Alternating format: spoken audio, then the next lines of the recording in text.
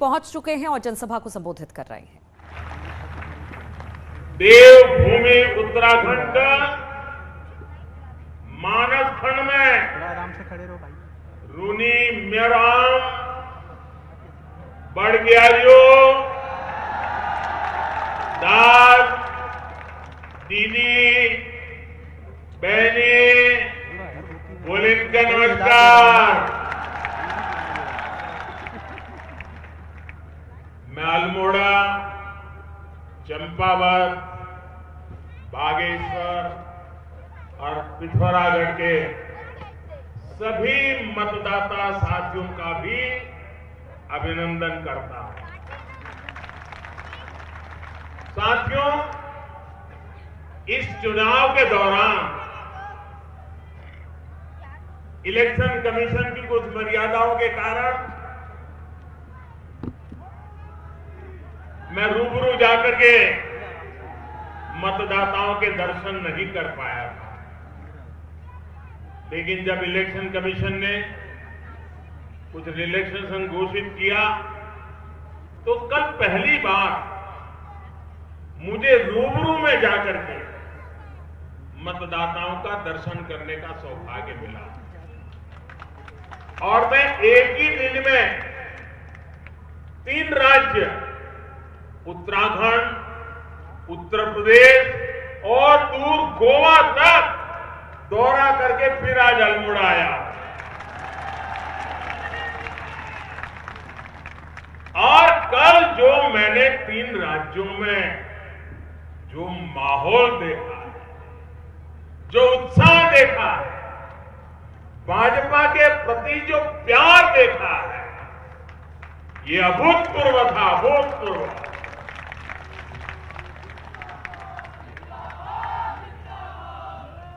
और मैं देख रहा हूं कि मतदाता कभी अच्छे कामों को भूलते नहीं, अच्छे इरादों को भूलते नहीं है और कभी भी नेक नियत वालों का साथ छोड़ते नहीं है। ये मैंने कल देखा। जो दृश्य मैंने देखा है इससे साफ है इस चुनाव को भाजपा से ज्यादा जनता जनार्दन लड़ रही है। भाजपा को दोबारा बिठाने के लिए मेरी माताओं बहनों ने कमर कसी हुई है, मेरे नौजवानों ने कमर कसी हुई है, मेरे छोटे छोटे किसान मैदान में उतरे हैं, जनता खुद जुट गई है। उत्तर प्रदेश में कल पहले चरण के मतदान में भी भाजपा के लिए जबरदस्त उत्साह का वातावरण रहा। कल का मतदान, लोगों का उत्साह, लोगों की एकजुटता, मैं उत्तर प्रदेश का कल का जो मतदान हुआ है, मैं कहता हूं भारतीय जनता पार्टी पुराने सारे रिकॉर्ड तोड़ करके जीतने वाली है। और मैं जो लोग निराशा फैलाने में लगे रहते हैं, जिनको भारतीय जनता पार्टी की कोई भी चीज अच्छी नहीं लगती है, उनको भी कहता हूं कि अगर उत्तराखंड के संबंध में भी आपके मन में कोई आशंका है तो ये मेरे अल्मोड़ा में आकर के देखिएगा। दूर दूर ऊपर पहाड़ियों की चोटियों पर मैं चारों तरफ ये जन सागर देख रहा हूं, जन सैलाब देख रहा हूं। भाइयों, यही दिखाता है कि फिर एक बार भाजपा सरकार, फिर एक बार, फिर एक बार, फिर एक बार जिन लोगों को उत्तराखंड की जनता का निर्णय देखना हो, वो इस जन सैलाब को देखकर समझ सकते हैं। विपरीत मौसम में भी ये माहौल, विपरीत परिस्थितियों में भी ये माहौल, यही अपने आप में विजय का संदेश दे रहा है। उत्तराखंड के लोग ये बात जानते हैं कि भाजपा सरकार ही इस दशक को उत्तराखंड का उज्जवल दशक बना सकती है। इसलिए एक बार फिर डबल इंजन की सरकार उत्तराखंड में आना तय है। साथियों, भाजपा का संकल्प है जितनी ऊंचाई हमारे पहाड़ों की है उतनी ही ऊंचाई तक हमें उत्तराखंड के विकास को, उत्तराखंड की समृद्धि को भी लेके जाना है। पिछले 5 साल में डबल इंजन की सरकार पूरी ईमानदारी से, पूरी ताकत से, पूरे समर्पण भाव से, एक ही निष्ठा से आपकी सेवा में लगी हुई है। अब उत्तराखंड विकास के शिखर की तरफ बढ़ चला है। उत्तराखंड को एक नई पहचान मिल रही है। भारतीय जनता पार्टी ने भी अपना जो संकल्प पत्र जारी किया है वो भी विकास की नई ऊर्जा से भरा हुआ है। साथियों, विकास तभी होता है जब बिना भेदभाव के काम किया जाए। इसलिए आज हमारी सरकार सबका साथ, सबका विकास, सबका विश्वास और सबका प्रयास, इस संकल्प को लेकर के काम कर रही है। लेकिन हमारा विरोध करने वाले, उनका फॉर्मूला क्या है, हमारे विरोधियों का इतिहास क्या है, हमारे विरोधियों के करतूत क्या है, हमारे विरोधियों के कारनामे क्या है, हमारे विरोधियों की भाषा क्या है, आपको बराबर याद है। और इसलिए मैं कहूंगा कि हमारे विरोधियों की फॉर्मूला इतनी है, और इसलिए मैं कहूंगा कि हमारे विरोधियों की फॉर्मूला इतनी है, सब में डालो फूट, सब में डालो फूट, मिलकर करो लूट। सब में डालो, मिलकर करो, सब में डालो, मिलकर करो। उत्तराखंड ही नहीं, पूरे देश में कांग्रेस की नीति रही है, सब में डालो, मिलकर करो। ये देश में जात, पात, मत, मजहब, भाषा, राज्य के नाम पर फूट डालते हैं और राज्यों में जाकर के इलाकों में, क्षेत्रों में फूट डालते हैं। पहाड़ी है, तराई है, इस इलाके के हैं, उस इलाके हैं। उत्तराखंड से ज्यादा इस साजिश का शिकार और कौन हुआ होगा। इन्होंने हमेशा कुमाऊं और गढ़वाल की लड़ाई करवाने की कोशिश की ताकि ये दोनों जगह को लूट सके, जबकि डबल इंजन की सरकार ने दोनों जगह के लिए डबल काम करने की कोशिश की है। चाहे तराई का क्षेत्र हो, चाहे पहाड़ी क्षेत्र हो, चाहे कुमाऊं हो, चाहे गढ़वाल हो, हमारे लिए तो पूरा उत्तराखंड देवभूमि है। यहां का एक एक बच्चा हमारे लिए देवतुल्य है। हमारी यहां की माता है, हमें आशीर्वाद देती रहती है। हमने केदारखंड में केदारनाथ को विकास की नई ऊंचाई दी है, तो साथ ही मानस खंड के विकास के लिए भी अपनी पूरी ताकत झोंक दी है। अगले 5 सालों में ये मैं जो कह रहा हूं ना, उत्तराखंड का दशक है ये, मौका जाने मत दीजिए। अगले 5 साल में मानस खंड टूरिज्म सर्किट डबल इंजन सरकार की बड़ी प्राथमिकता रहने वाला है। अभी कुछ समय पहले ही मुझे हल्द्वानी में कुमाऊं के लिए 17,000 करोड़ रुपए से ज्यादा के विकास कार्यों के शिलान्यास और लोकार्पण का सौभाग्य मिला था। 17,000 करोड़ रुपए। और ये सिर्फ घोषणा नहीं, जमीन पर उतारने वाली बात मैं बता रहा हूं। ये विकास कार्य पूरे कुमाऊं क्षेत्र के लिए पर्यटन और रोजगार की असीम संभावनाएं लेकर आएंगे। 4 धाम ऑल वेदर रोड प्रोजेक्ट का लाभ टनकपुर पिथौरागढ़ सेक्शन से में भी मिलने वाला है।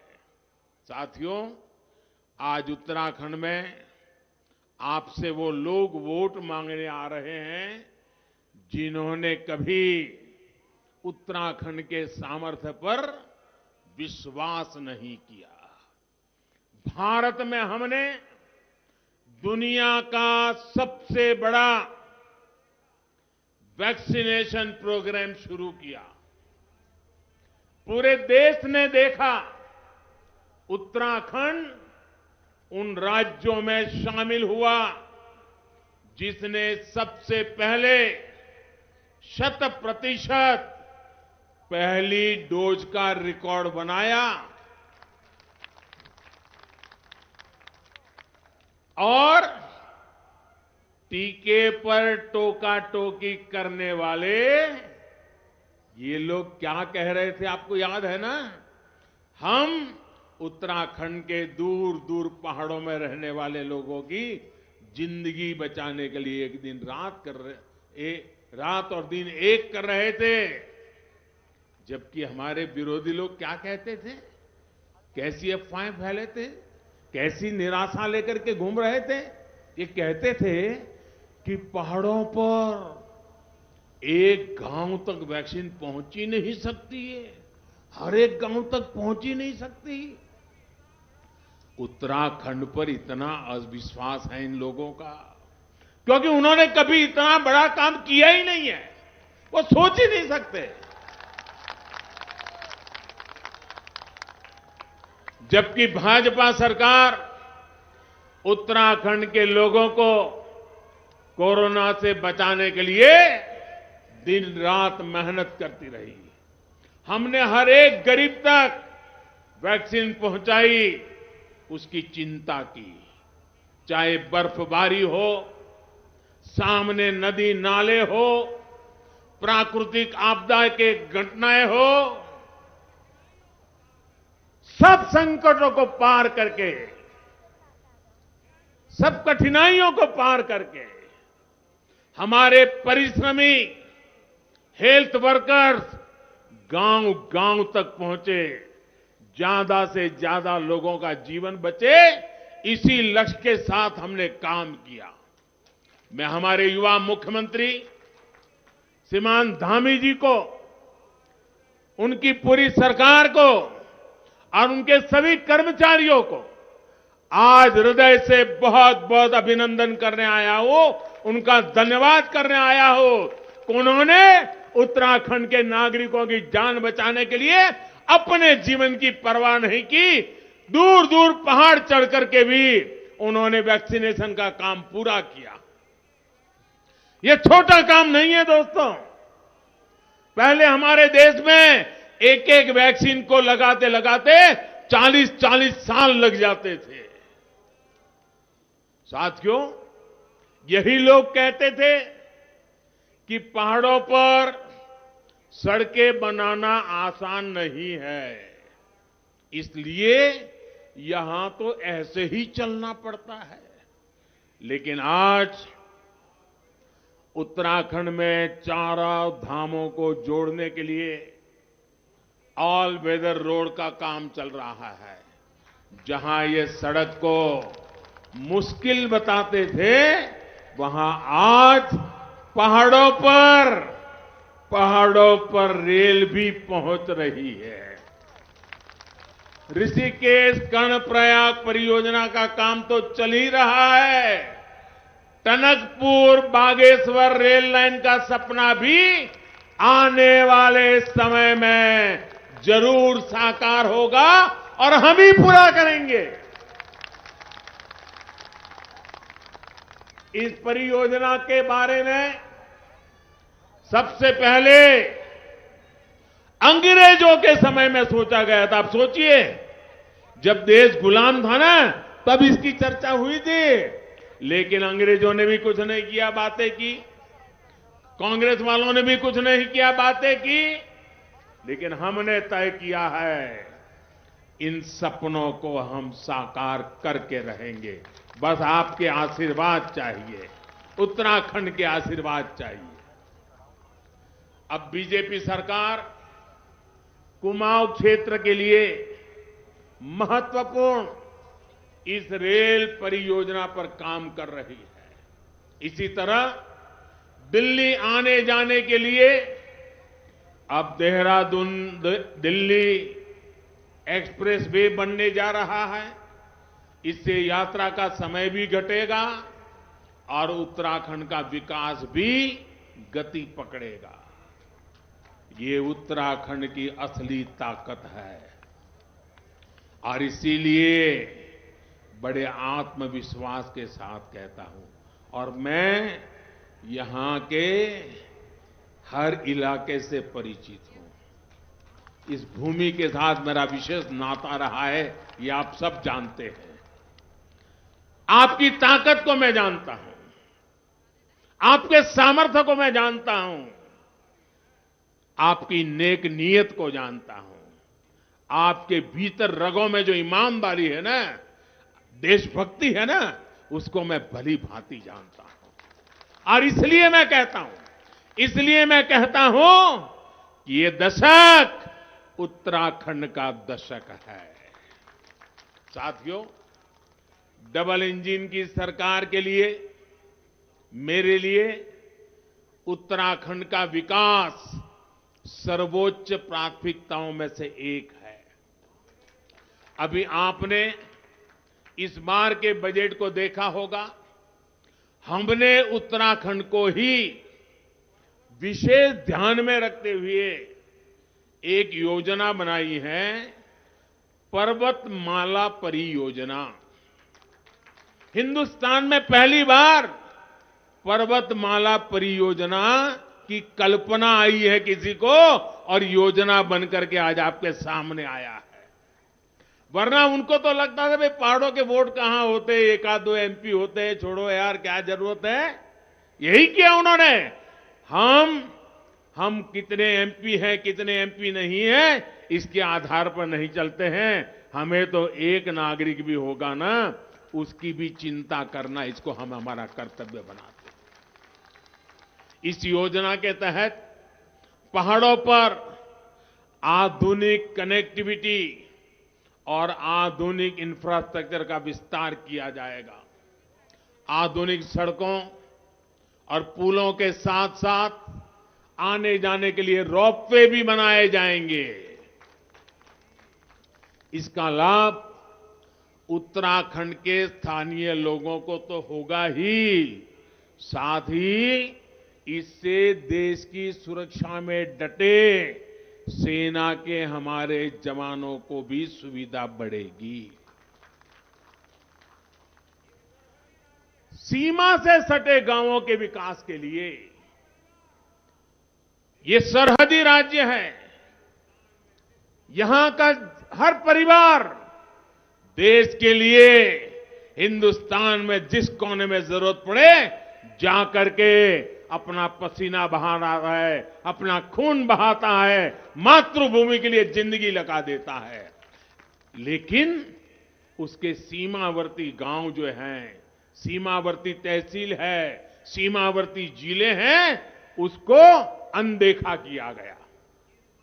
हमने योजना बनाई है और ये सिर्फ मैं घोषणा नहीं कर रहा हूं, इस बार के बजट में लोकसभा के अंदर इसकी दस्तावेज रखा गया है, बजट के अंदर कहा गया है और हमारे अजय टम्टा जी के सूचन और सलाह पर इस बात को हमने लागू किया है।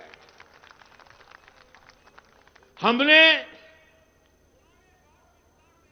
अजय टम्टा जी जैसे हमारे सीमावर्ती क्षेत्रों के नेता हैं, उन्होंने बहुत विस्तार से इस बात को मुझे समझाया और उसी का परिणाम है कि आज हम इस योजना को लेकर के आए हैं। हमारे सभी इस सीमा पर रहने वाले, पर्वतीय क्षेत्रों में रहने वाले एमपी कितनी बारीकी से सोचते हैं, इसका यह उदाहरण है। इन सीमावर्ती गांवों के लिए हमने वाइब्रेंट विलेज ये योजना बनाई है। सीमा के आखिरी गांव तक रास्ते कैसे जाएं, सीमा के आखिरी गांव तक पानी कैसे पहुंचे, सीमा के आखिरी गांव तक बिजली कैसे पहुंचे, सीमा के आखिरी गांव तक ऑप्टिकल फाइबर नेटवर्क कैसे पहुंचे, वहां मोबाइल टावर कैसे चले, टीवी हमारा कैसे चले, ये सारी चीजें और साथ साथ वहां रोजगार कैसे बढ़े। मैं पहले कहता था, हमने 70 साल तक देखा है पहाड़ का पानी और पहाड़ की जवानी पहाड़ को काम नहीं आती है, मुझे इसको उलट कर देना है। पहाड़ का पानी भी पहाड़ को काम आएगा, पहाड़ की जवानी भी पहाड़ को काम आएगी, उत्तराखंड का भला करेगी। और इसके लिए हमने विशेष अभियान चलाया है। इतना ही नहीं, हमने बॉर्डर के जो डिस्ट्रिक्ट हैं वहां एनसीसी स्कूलों में चालू करने का निर्णय किया है। इसके कारण हमारे नौजवानों की स्पेशल ट्रेनिंग होगी, अपनी कैरियर के लिए काम आएगा। इतना ही नहीं, आज हमारे देश में बहुत कम मात्रा में सैनिक स्कूल है, बहुत कम मात्रा में सैनिक स्कूल है। हमारे युवा नौजवान, पढ़े लिखे नौजवान ऊंचे पदों पर जाने की क्षमता रखते हैं, उनको तैयार करने के लिए सैकड़ों नए सैनिक स्कूल बनाने का भी हमने निर्णय किया है। वो हमारे देश के जवानों के लिए, देश के नौजवानों के लिए कितना बड़ा काम होने वाला है। और इन सब कामों के कारण गांवों से जो पलायन होता है, सीमा के गांव जो खाली हो जा रहे हैं, उसको रोकने में, उसको वाइब्रेंट बनाने में, टूरिस्टों की वहां आना जाना शुरू करने में हम आगे बढ़ने वाले हैं। साथियों, कुमाऊं को तो वैसे भी मंदिरों का स्थान कहते हैं। यहां की खूबसूरती, यहां की प्राकृतिक आभा किसी दैवीय आशीर्वाद से कम नहीं है। अल्मोड़ा का कटारमल सूर्य मंदिर ही लीजिए, अगर इस पर ध्यान दिया गया होता, ओडिशा के कोणार्क सूर्य मंदिर की तरह यहां भी देश विदेश से पर्यटक आते। हमने कटारमल सूर्य मंदिर को उसकी पहचान देने का संकल्प लिया है। स्वदेश दर्शन योजना के तहत हमारी सरकार कटारमल में काफी कार्य कर चुकी है। 10 मार्च को डबल इंजन की सरकार बनने के बाद इन कार्यों का और विस्तार किया जाएगा। यहां सुविधा होगी, विकास होगा, तो देश दुनिया से पर्यटक यहां आएंगे।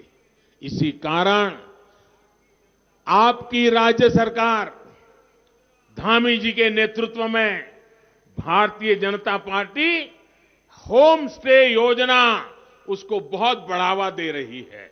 और मुझे कुछ समय पहले वीडियो कॉन्फ्रेंस के माध्यम से ये जो होम स्टे चलाने वाले परिवार हैं, उन परिवारों से मुझे वीडियो कॉन्फ्रेंस से बात करने का मौका मिला था और मैंने देखा कि कितना बड़ा सामर्थ्य उनके अंदर आया है, कैसे होम स्टे की ताकत वो समझते हैं और कैसे अपने छोटे से घर में भी उन्होंने यात्रियों के लिए होम स्टे का पूरा व्यवस्था करके एक नया आर्थिक क्षेत्र खोल दिया है। होम स्टे पर्यटन और रोजगार के क्षेत्र में एक बहुत बड़ा उभरता हुआ व्यवसाय है और ये होम स्टे में सबसे ज्यादा सम्मान, सबसे ज्यादा कौशल्य हमारी माताओं बहनों का लगने वाला है। आप कल्पना कर सकते हैं, हमारी माताएं बहनें पहाड़ों में बहुत काम करती, पहाड़ों में माताएं बहनें जो काम करती है ना, वो शहर की महिलाओं को पता भी नहीं है कितनी मेहनत करती है हमारी माताएं बहनें। 10 मार्च के बाद धामी जी की सरकार यहां के पर्यटन को बढ़ाने के लिए और तेजी से काम करेगी। कुमाऊं महान खोजकर्ता पंडित नैन सिंह और पंडित किशन सिंह की धरती है। उनकी विरासत को भी पूरे सम्मान के साथ आगे बढ़ाया जाएगा। साथियों, उत्तराखंड के लिए एक तरह से इस चुनाव का एक और महत्व है। आपको तय करना है, इतने सालों तक उत्तराखंड के नौजवानों में यही चर्चा होती थी, जाए तो कहां जाए, किस राज्य में जाएंगे तो वहां ठीक से बस पाएंगे, किस जगह पे जाएंगे तो कहीं रोजी रोटी मिल जाएगी। यानी 70 साल तक पुरानी सरकारों के जमाने में जब उत्तर प्रदेश का हिस्सा थे तब भी अलग उत्तराखंड बना, तब भी पलायन यही एक मुख्य मुद्दा रहा। पलायन पलायन पलायन। ये चुनाव पलायन को पलटने वाला, पर्यटन को बढ़ाने वाला चुनाव है जी।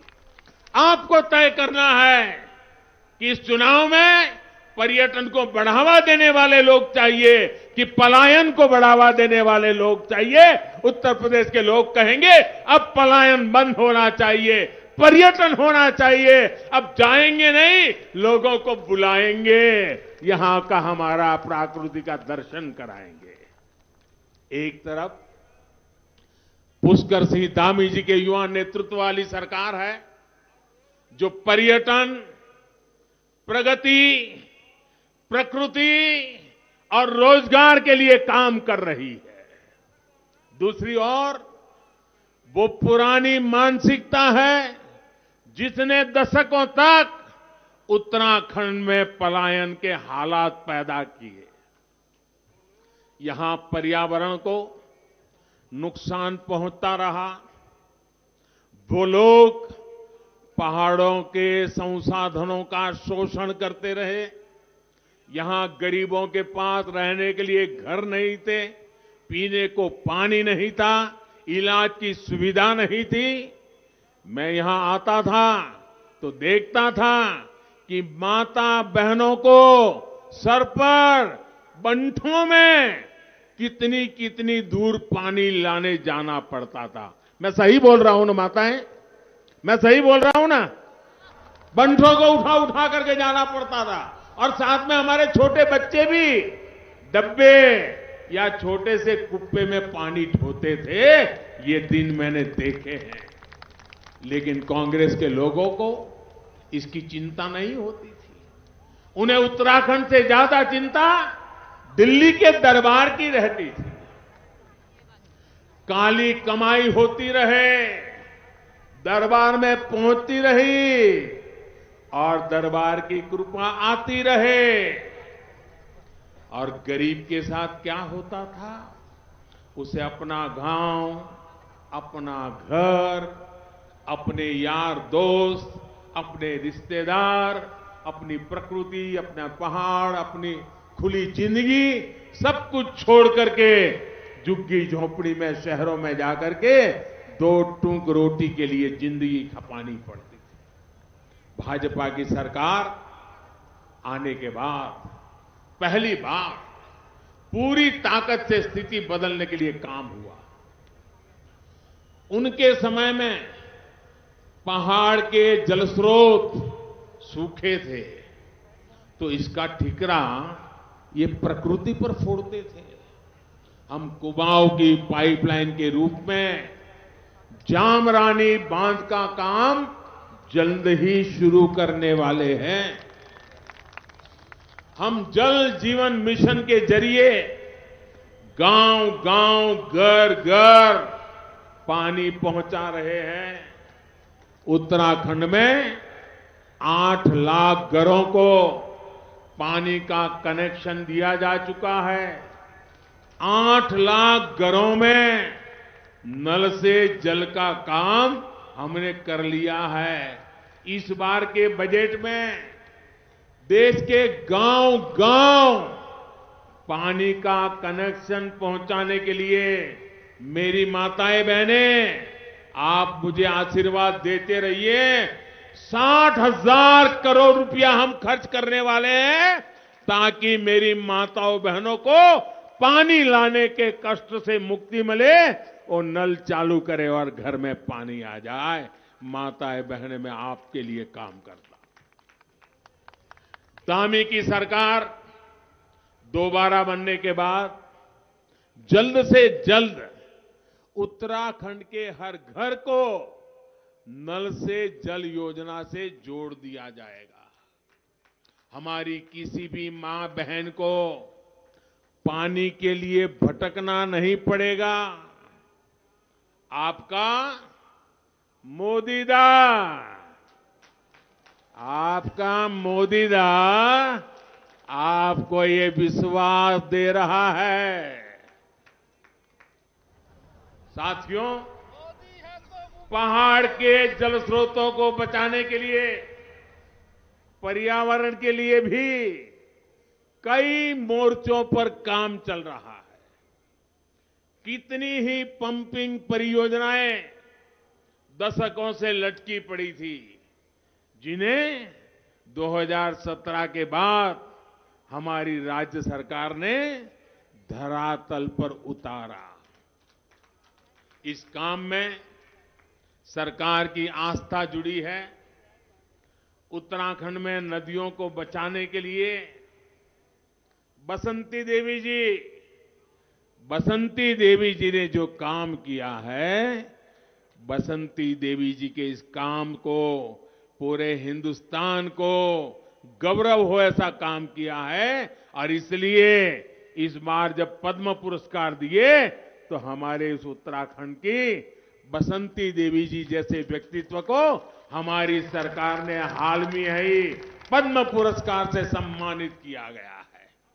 भाइयों बहनों, इस साल केंद्र सरकार ने 80 लाख नए पक्के घर बनाने का लक्ष्य भी तय किया है। उत्तराखंड में जिन गरीबों को पक्के घर मिलने रह गए हैं, हमारा काम चल रहा है।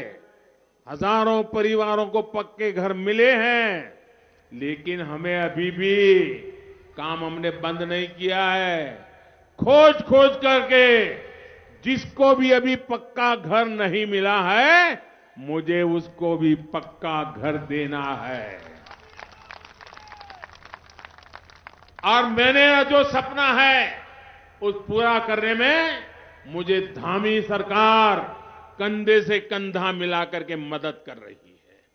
गरीबों को पक्का घर देने के लिए उत्तराखंड की भाजपा की सरकार पूरी तरह मेरी इस योजना को सफल करने के लिए काम में लगी है। इसलिए मैं धामी सरकार का अभिनंदन करता हूं और मुझे खुशी है कि मैं उत्तराखंड के गरीबों को इस ठंड में गुजारा करने वाले मेरे गरीबों को पक्का घर देने का और उनके आशीर्वाद प्राप्त करने का मेरे नसीब हुआ है।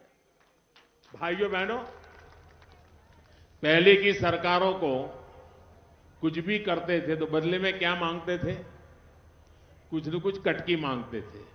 कोई नेता आ जाता था, कोई ऐसे ही बिचौलिया आ जाता था, देखो इतने लाख का मकान मिलने वाला है, लेकिन 10,000 मुझे देना पड़ेगा, 15,000 मुझे देना पड़ेगा तो आपको मकान मिलेगा। वो मकान के बदले में क्या मांगते थे? क्या मांगते थे? क्या मांगते थे? क्या मांगते थे? मैं भी मांग रहा हूं। क्या मांग रहा हूं? मुझे सिर्फ आशीर्वाद चाहिए। मुझे सिर्फ आशीर्वाद चाहिए माताओं बहनों, मेरे गरीब भाइयों बहनों। मैं सिर्फ आपके आशीर्वाद के लिए काम कर रहा हूं। मेरे लिए आपके आशीर्वाद काफी है। मुझे उससे ज्यादा आपके आशीर्वाद से ऊपर कुछ नहीं चाहिए। और जब आप कमल पे जाकर के बटन दबाते हैं ना, तो उस आशीर्वाद की ताकत भी बहुत बढ़ जाती है। और आप तो देखिए, हमारे यहां देखिए, यहां कमल है, यहां कमल है और यहां ब्रह्म कमल है। कमल और ब्रह्म कमल का नाता देखो। और इसलिए डबल इंजन की सरकार गरीब का दर्द समझती है, उसकी दिक्कतों को दूर करने के लिए दिन रात काम कर रही है। कोरोना संकट के समय में हमारी सरकार ने प्रधानमंत्री गरीब कल्याण योजना के जरिए मुफ्त राशन की जिम्मेदारी भी निभाई है। क्योंकि शहरों से लोग फिर अपने गांव चले आए, चारों तरफ मुसीबतें खड़ी हो गई और मैं भले दिल्ली में बैठा था, लेकिन मेरा दिल इसी बात को पुकारता था कि इतने बड़ा कोरोना भले आया, 100 साल में ऐसी बीमारी नहीं आई, पूरी दुनिया में ऐसी बीमारी नहीं आई। लोगों की जिंदगी भी मुझे बचानी है और लेकिन ये भी देखना है कि गरीब के घर में भी चूल्हा जलता रहना चाहिए। कोई बच्चा भूखा न मरे, किसी मां को आंसू न बहाने पड़े, घर में खाने की दिक्कत न हो। और इसलिए 80 करोड़ लोगों को पिछले 1-1.5 साल से मुफ्त राशन पहुंचा करके गरीब के घर का चूल्हा मैंने जलता रखा है।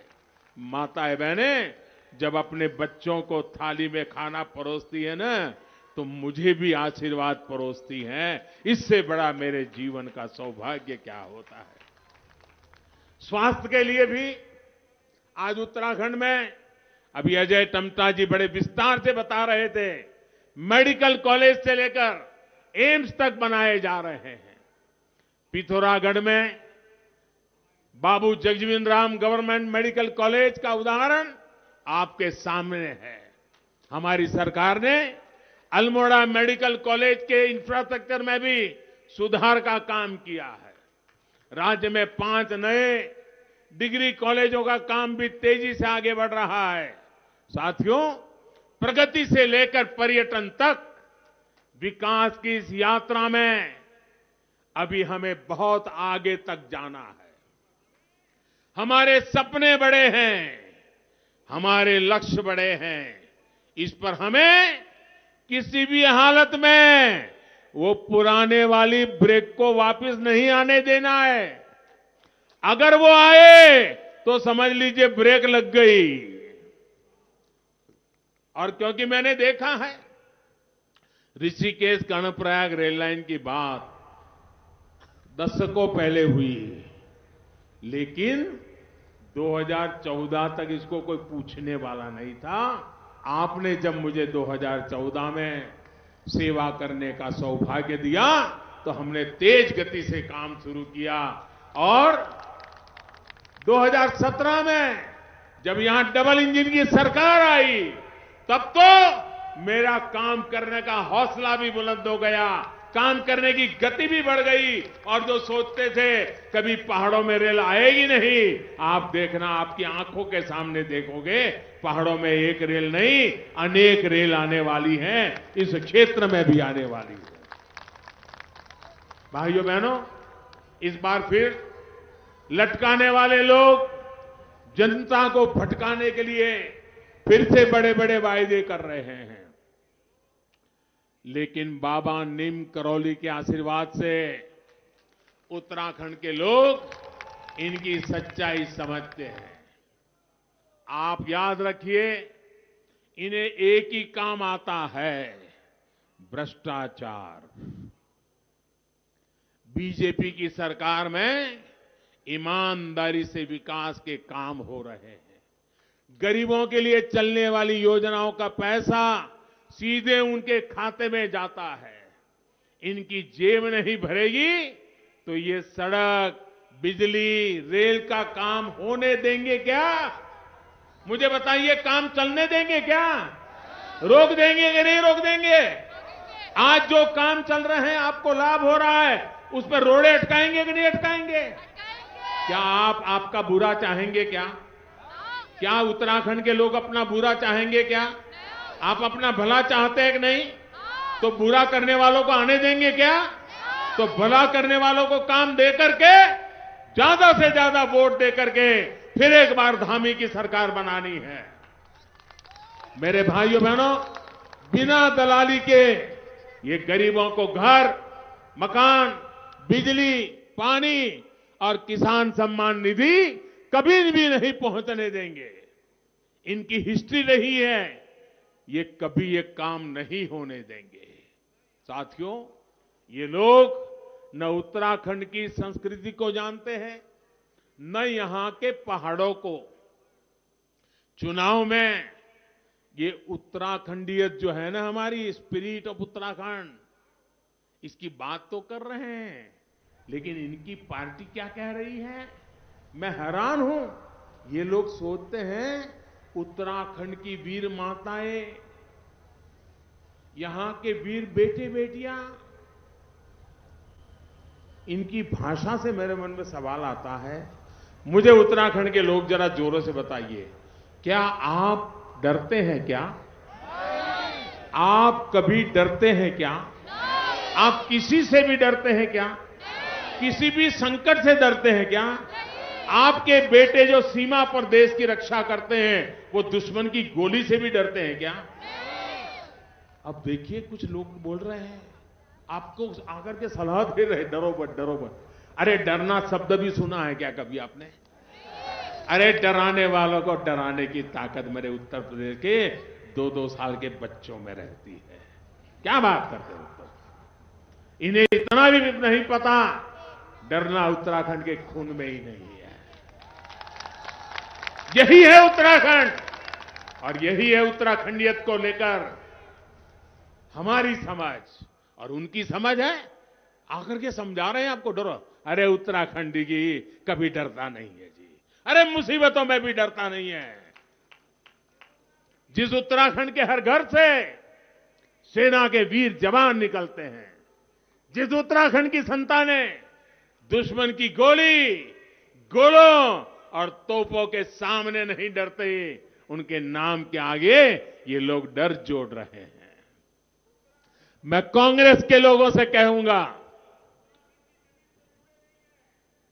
उत्तराखंड से जुड़ाव नहीं है, आप उत्तराखंड की जमीन से जुड़े नहीं है, आप उत्तराखंड को जानते नहीं है, ये तो हमें पता चलता है। इसका तो पूरे उत्तराखंड को अनुभव भी है, लेकिन कम से कम उत्तराखंड के बारे में जरा कुछ पढ़ लिख करके आया करो, कुछ जरा समझ करके आया करियो। इनको डरपोक मत कहिए, ये बहादुर लोग हैं, बहादुर। ये डरपोक कह करके आप मेरे उत्तराखंड के जवानी का अपमान करते हो। ये वो डरपोक कह करके आप उत्तराखंड के मेरी वीर माताओं का अपमान करते हो। डरपोक कह करके आप उत्तराखंड के हर भविष्य को देखने वाले वीर परिवारों का अपमान करते हो, और उत्तराखंड ऐसे अपमान को कभी सहन नहीं करेगा। साथियों, ये लोग किस तरह से झूठ और धोखे की राजनीति करते हैं, ये आपसे बेहतर कौन जानता है? जो लोग हमारे सैनिकों के लिए 1 रैंक 1 पेंशन की मांग को दशकों तक रोक रहे, उसमें रोड़ा बने रहे, जो लोग सर्जिकल स्ट्राइक और गलवान में सेना के शौर्य पर सवाल उठाते रहे, जो पार्टी देश के पहले सीडीएस स्वर्गीय जनरल बिपिन रावत जी को गुंडा कहती थी। अरे कोई फौजी को कुछ भी कहोगे, अरे फौजी 40 साल पहले रिटायर्ड हुआ होगा, तब भी वो खड़ा हो जाएगा अगर फौजी का अपमान किया तो। ऐसी भद्दी भाषा का इस्तेमाल करती थी वो। आज सैनिकों की बात करने का दिखावा कर रहे हैं। साथियों, आपको भूलना नहीं है, ये वो लोग हैं जिन्होंने अपनी सियासत के लिए दशकों तक उत्तराखंड राज्य की मांग का गला घोंटा था। ये सपना तब पूरा हुआ था जब केंद्र में हमारे अटल बिहारी वाजपेयी जी की सरकार थी। अटल बिहारी वाजपेयी जी ने उत्तराखंड बनाया।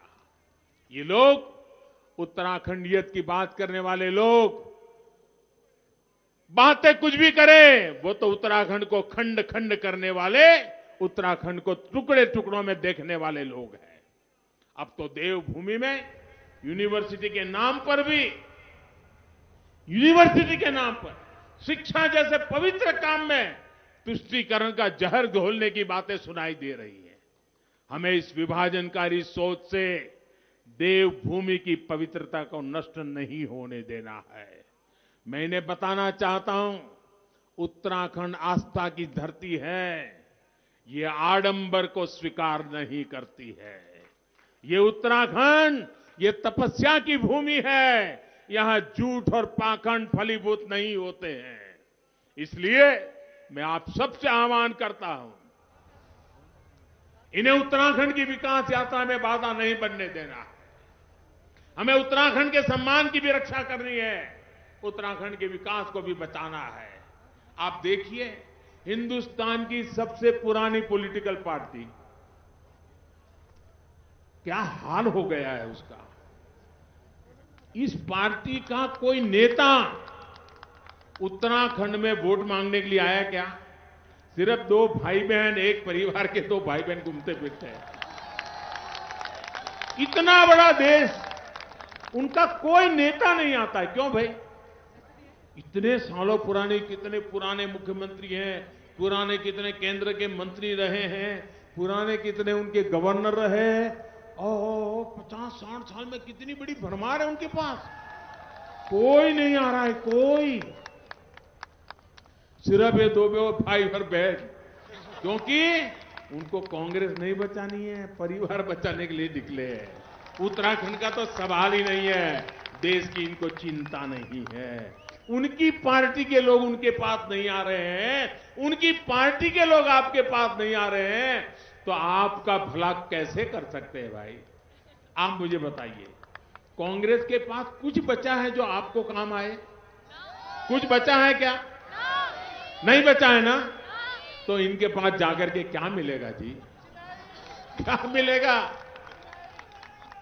और इसलिए जब आप 14 तारीख को वोट देने के लिए जाएं, तो ये जरूर याद रखें, कमल के लिए आपका हर एक वोट इस दशक को उत्तराखंड का दशक बनाएगा। ठंड कितनी ही क्यों न हो, आज जैसे धूप खिली है, वैसी धूप खिले या न खिले, कमल खिलना चाहिए। 14 तारीख को कमल खिलना चाहिए, और ब्रह्म कमल वाला कमल है ये। हम ब्रह्म कमल वाले लोग हैं। याद रखिएगा, पहले मतदान फिर जलपान, पहले मतदान फिर जलपान। इसी विश्वास के साथ आप सभी का बहुत बहुत धन्यवाद। इतनी बड़ी तादाद में आकर के आपने आशीर्वाद दिए, मैं आपका हृदय से बहुत बहुत आभार व्यक्त करता हूं। जय गुलजू महाराज, जय भगवान बागनाथ, जय मां नंदा, भारत माता की, भारत माता की, भारत माता की। बहुत बहुत धन्यवाद।